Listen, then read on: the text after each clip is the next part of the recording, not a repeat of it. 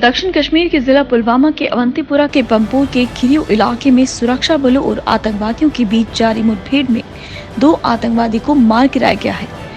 गोलीबारी का सिलसिला अभी भी जारी है। सुरक्षा बलों ने खिरियो में वीरवार रात को तलाशी अभियान के दौरान हिजबुल मुजाहिदीन के 2 आतंकवादियों की घेराबंदी कर रखी थी।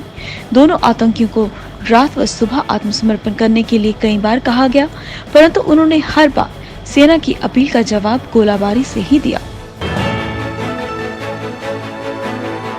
जम्मू कश्मीर में संस्कृत के दिन फिर बहुरने की राह खुलने लगी है। इसकी शुरुआत उपराज्यपाल मनोज सिन्हा ने वीरवार को कठुआ जिले के बसोली से कर दी है। यहाँ उन्होंने चूड़ामणि संस्कृत संस्थान के नए भवन का शिलान्यास कर दिया है। अभी तक इस संस्थान के पास अपना कोई भवन नहीं था। वहीं विश्व विख्यात बसोली पेंटिंग को लेकर उपराज्यपाल कायल दिखे। उपराज्यपाल ने कहा कि जम्मू कश्मीर और बनारस हमेशा से संस्कृत के महान केंद्र रहे हैं। बनारस में अधिकतर विद्वान जम्मू कश्मीर के ही थे, खास तौर पर बसोली के। इसीलिए हम सब की जिम्मेदारी है कि जम्मू कश्मीर की महिमा को पुनर्जीवित किया जाए। जम्मू कश्मीर में अब कोई सरकारी स्कूल और आंगनबाड़ी केंद्र स्वच्छ पेयजल सुविधा से वंचित नहीं है। प्रत्येक सरकारी स्कूल और आंगनबाड़ी केंद्र में नल से जल की नियमित आपूर्ति हो रही है। ये उपलब्धि प्राप्त करने वाले राज्यों व केंद्र शासित प्रदेशों में जम्मू कश्मीर पहला प्रदेश बन गया है। केंद्रीय गृह मंत्री अमित शाह ने ट्वीट कर खुद इसकी जानकारी दी। जम्मू कश्मीर में 23,926 आंगनबाड़ी केंद्रों और ग्रामीण इलाकों के 22,422 सरकारी स्कूलों में नल से जल की सुविधा है। प्रधानमंत्री नरेंद्र मोदी ने 15 अगस्त 2019 को पूरे देश में हर घर में नल से जल को सुनिश्चित बनाने के लिए जल जीवन मिशन की शुरुआत की थी। जम्मू कश्मीर में सुरक्षा और विकास के परिदृश्य का जायजा लेने आई गृह मामलों की संसदीय समिति ने वीरवार को विस्थापित कश्मीरी हिंदुओं की कश्मीर वापसी और पुनर्वास की दिशा में जारी कार्यों का आकलन किया। समिति ने कार्यों को तेजी देने के निर्देश दिए।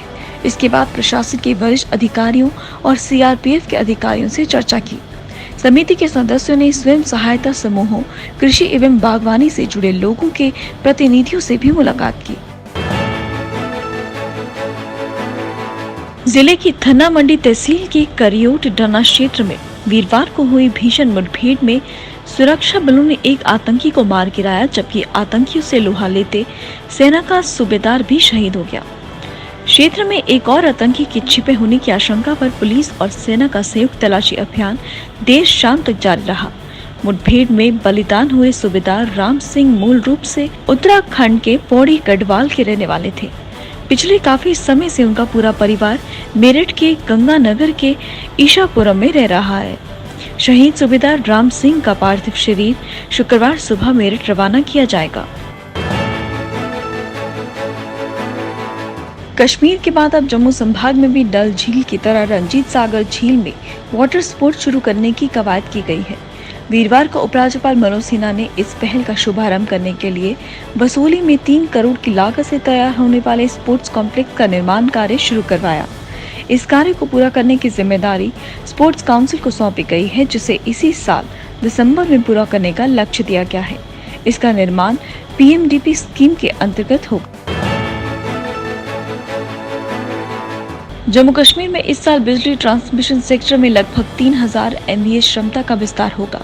ये पिछले 74 वर्षों के दौरान प्रदेश में एक साल में बिजली ट्रांसमिशन क्षमता में अब तक की ज्यादा वृद्धि होगी।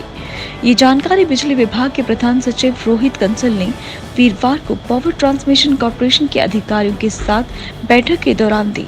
उन्होंने बताया कि इस साल 220 kV में 1690 MVA की क्षमता और 132 kV ट्रांसमिशन लाइन में 1280 MVA ट्रांसमिशन की अतिरिक्त क्षमता को बढ़ाने का लक्ष्य रखा है। श्रीनगर जम्मू राष्ट्रीय राजमार्ग पर पीर पंजाल की पहाड़ियों के बीच नवनिर्मित बनिहाल काजीकुंड सुरंग को पार करने के लिए वाहन चालकों को टोल टैक्स चुकाना होगा।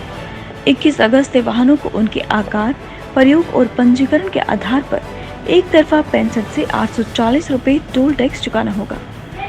गौरतलब है कि बनिहाल काजीकुंड सुरंग को बनिहाल में स्थित जवाहर सुरंग के विकल्प के तौर पर तैयार किया है। इस सुरंग के बहाल होने से न सिर्फ जम्मू और श्रीनगर के बीच यात्रा के समय में 1.5 घंटे की बचत होगी, बल्कि 16 किलोमीटर का सफर भी कम हो जाएगा। प्रदेश के कुछ जिलों में अब कोरोना के नए मामले न के बराबर ही आ रहे हैं। वीरवार को 5 जिलों में एक भी मामला नहीं मिला। हालांकि कुलगाम जिले में संक्रमित पड़े हैं और यहां पर पिछले 24 घंटों में सबसे अधिक 20 मामले आए। नेशनल हेल्थ मिशन के अनुसार वीरवार को कुल 110 मामलों में से 33 जम्मू संभाग और 73 कश्मीर संभाग के हैं। इन्हें मिलाकर अब तक कुल 3,23,792 लोग संक्रमित हो चुके हैं। 126 और मरीजों के स्वस्थ होने के बाद अब तक 3,18,283 मरीज स्वस्थ हो चुके हैं। प्रदेश में अब 1,109 मामले ही सक्रिय रह गए हैं। 1971 के भारत पाकिस्तान युद्ध के शहीदों का सम्मान करने पहुंची सेना की स्वर्णिम विजय मशाल का वीरवार को सेना की 14 कोर मुख्यालय ले पहुंचने पर इसका जोरदार स्वागत हुआ। Core commander lieutenant general PG की मेनन ने ले वॉर मेमोरियल में शहीदों को सलामी दी। लद्दाख में विजय मशाल के सम्मान में कार्यक्रमों का सिलसिला 24 जुलाई से जारी है। एक महीने के दौरान विजय मशाल सियाचिन, पूर्वी लद्दाख के साथ दुर्गम दरें पर भी ले जाई गई है। केंद्र शासित प्रदेश जम्मू कश्मीर में बेशक स्वास्थ्य कर्मियों और फ्रंटलाइन वर्कर्स के बाद 45 साल से अधिक आयु वर्ग में भी लोग तेजी के साथ टीकाकरण करवा रहे हैं, लेकिन अभी तक वैक्सीन की दोनों डोज लेने वालों की संख्या बहुत कम है। अभी 13% के करीब ही लोगों ने दोनों डोज ली हैं। कई बार वैक्सीन की कमी भी अभियान के आड़े आ रही है। वहीं सरकार उच्च शिक्षण संस्थानों को खोलने के लिए अभी इनमें पढ़ने वाले विद्यार्थियों और स्टाफ सदस्यों का टीकाकरण करने में जुटी हुई है।